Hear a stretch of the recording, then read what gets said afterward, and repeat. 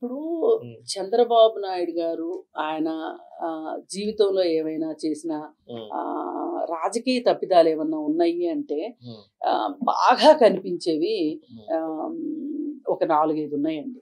ఆ 4-5 ప్రపంచ బ్యాంకు జీతగాడు అనే ఒక పేరుని ఆయన మూటగట్టుకున్నారు.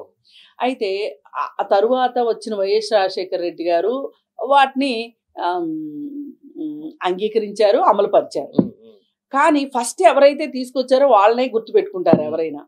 అలాగే ప్రపంచ బ్యాంకు కొన్ని సూచనలు చేస్తుంది. ఆ సూచనలకి మనం తలొగ్గి అంటే కొన్ని ఏమంటే మనకి కొన్ని మన మీద కొన్ని డిమాండ్లు వేసి రుద్దుతుంది. అంటే మేము చెప్పింది చేస్తే ఈ విధంగా చేస్తేనే మీకు అప్పిస్తాము అని చెప్తుంది. వీళ్ళేంటి అభివృద్ధి తారక మంత్రంగా ఆ అప్పులు తీసుకుంటానికి వీళ్ళు వెనకాడరు. సార్ తీసుకుంటారు. తీసుకున్నప్పుడు వాళ్ళు చెప్పిన గైడ్ లైన్స్ ఫాలో అవ్వాలి.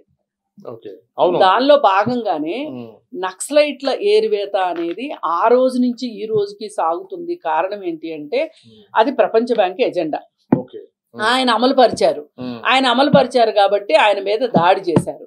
సరే, ఇప్పుడు ఆయన కూటమి ప్రభుత్వంలో లేరు అనుకోండి, అనుకుందాం, ఖచ్చితంగా కాగాని వ్యతిరేకించేవాడు.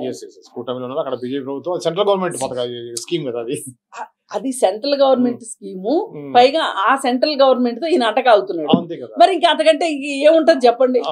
ఇక ఆయన అట్లా కాకుండా లేదు అని చెప్పి మాట్లాడితే ఇమ్మీడియట్ గా ఇంకోళ్ళు ఏం మాట్లాడతారు, నువ్వు రాష్ట్ర ప్రయోజనాల కోసం బీజేపీతో పొత్తు పెట్టుకొని కూటమిలోకి వెళ్ళి మళ్ళీ నువ్వు కూటమికే కోపం వచ్చే మాటలు మాట్లాడుతున్నావా, అసలు నీకు ఈ రాష్ట్ర అభివృద్ధి మీద నీకు పట్టింపు ఉందా లేదా అని మాట్లాడతారు ఇమ్మీడియట్ గా. వితిన్ సెకండ్స్ వచ్చే మాట ఇది. అందుకని ఆయన నిజంగా ఆయన చేతులు కట్టేసుకోవటం కోసమే, ఆయన నోరు మూసేసుకోవటం కోసమే బీజేపీ మీద ఒకప్పుడు మోడీని ఎలా మాట్లాడాడండి చంద్రబాబు నాయుడు గారు. అసలు హైదరాబాద్ లో అడుగు పెట్టినవని అన్నాడు. ఎప్పుడు? గోద్రా సంఘటనలప్పుడు. అవునా?